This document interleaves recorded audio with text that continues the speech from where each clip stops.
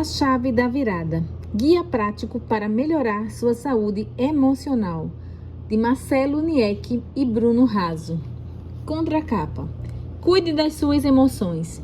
Nos últimos anos, o mundo atravessou diversas crises que afetaram a psique coletiva. Parece que não somos mais os mesmos e, por isso, é fundamental falar sobre as emoções. É preciso desfazer mitos e, acima de tudo, lidar com o nosso complexo universo interior. A chave da virada sugere rotas de saída e soluções práticas. Combina informações de saúde com reflexões do campo da espiritualidade que, comprovadamente, beneficia a mente e o corpo. Escrito por autores experientes, este livro foi feito para gente como você. Será a chave da virada em sua busca por crescimento pessoal, superação de traumas e desafios emocionais. Seu objetivo é produzir uma revolução do bem onde quer que ele seja lido e sua mensagem colocada em prática. Boa leitura. Capítulo 1. As chaves para o bem-estar emocional. Segundo a Organização Mundial da Saúde, OMS, quase 1 bilhão de pessoas vivem com algum transtorno mental. Cerca de 14% destas são adolescentes. Mais de uma em cada 100 mortes são causadas por suicídios e 58% deles ocorrem antes dos 50 anos de idade. Transtornos mentais são a principal causa da incapacidade. Pessoas com condições graves de saúde mental morrem em média 10 a 20 anos mais cedo do que a população em geral. O abuso sexual infantil e o abuso emocional são causas significativas de depressão. Sem dúvida, esse é um quadro alarmante e que inspira reflexões. Muitos ao nosso redor estão sofrendo e adoecendo emocionalmente. Ninguém pode voltar atrás e começar de novo. Contudo, embora sejamos influenciados por nossas experiências, o sentido que damos a elas é determinante. É o sentido que atribuímos aos fatos e a relevância com a qual os consideramos que definirão o papel e a influência que eles terão no presente.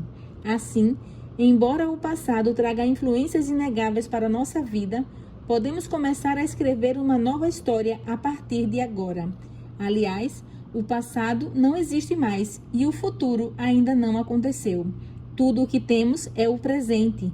Compreender isso é fundamental para superar as barreiras emocionais e viver uma vida livre das amarras limitantes do passado e sem o peso opressivo da preocupação com o futuro.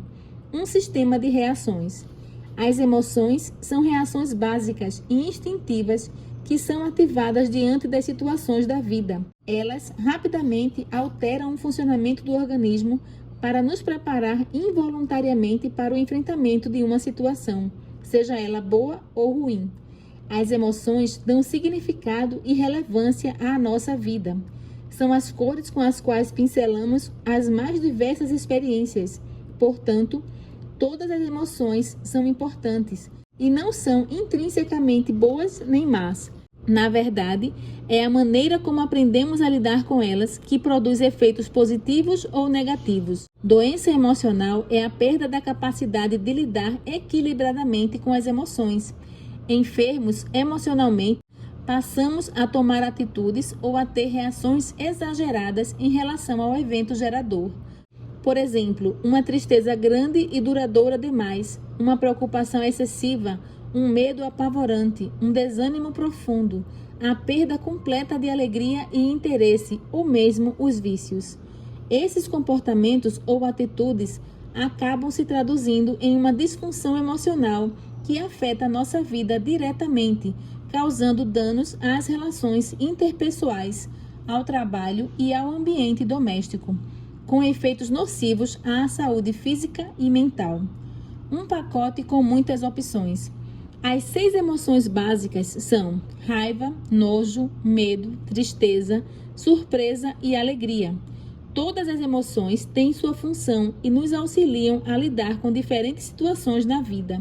O estresse é uma condição bioquímica de emergência em que produzimos os hormônios adrenalina e cortisol, que mobilizam o corpo para enfrentar uma ameaça iminente. A alegria nos ajuda a extravasar sentimentos de satisfação e gratidão. Assim também a tristeza nos permite sublimar a perda expressa no luto. O medo é um mecanismo de alerta para perigos à vida, solicitando que devemos fugir. A lista de emoções poderia continuar, porém, torna-se evidente que, de modo natural, as emoções devidamente reconhecidas intermediam nosso relacionamento com o mundo ao redor. Existem também muitas outras emoções, conforme indica o quadro a seguir. Uma habilidade fundamental que deve ser ensinada e desenvolvida desde a infância é aprender a reconhecê-las, dar nome a elas. Emoções: desprezo, ciúme, inveja, vergonha, curiosidade, alívio, diversão, gratidão, compaixão, admiração, inspiração, perdão, serenidade e esperança. Domando o leão. A modulação emocional é a habilidade de mudar voluntariamente a experiência emocional, podendo ser conduzida de modo a diminuir, aumentar ou manter a estabilidade de uma emoção. Ela pode ser aprendida e desenvolvida com a ajuda de diferentes ferramentas.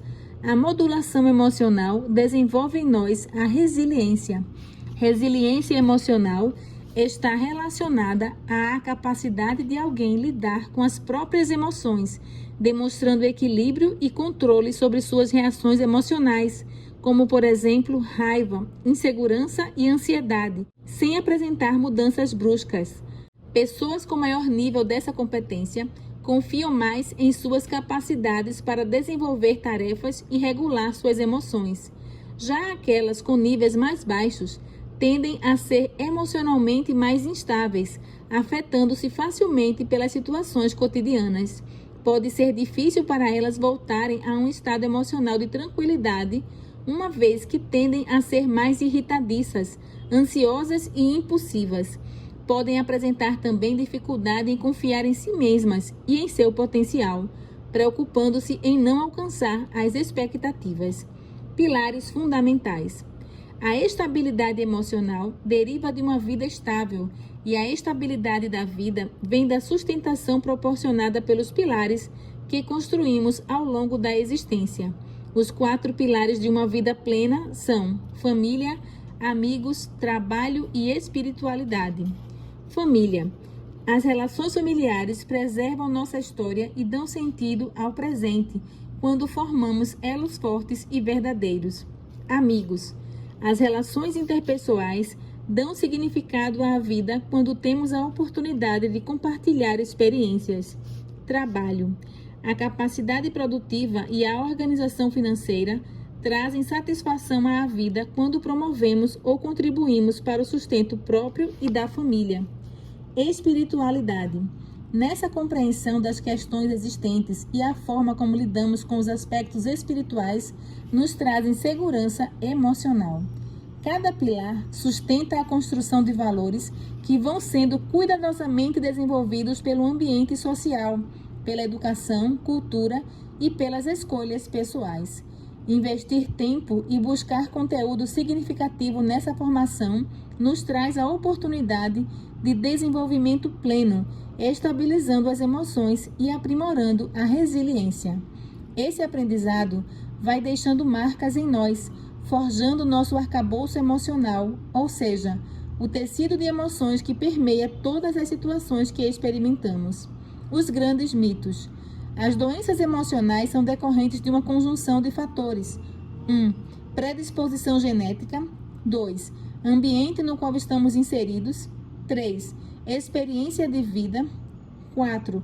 Exposição a fatores de risco. E 5. Escolhas pessoais. Todos estamos sujeitos a experimentar algum problema emocional ao longo da vida. Infelizmente, por muito tempo, o aspecto emocional da saúde foi mascarado por preconceitos e as doenças da mente sempre trouxeram medo e intolerância pela falta de compreensão. As pessoas sempre foram estigmatizadas como desequilibradas, loucas ou de personalidade frágil. Essa cultura permanece arraigada entre nós, ainda que enfraquecida em relação ao passado. Atualmente, há mais espaço e oportunidade para buscar ajuda. Não é mais preciso consultar terapeutas e psiquiatras às escondidas. Hoje, o mundo compreende que as pessoas precisam de ajuda, mesmo que, de certa forma, ainda persistam sombras de velhos estigmas e alguns mitos continuem a assombrar.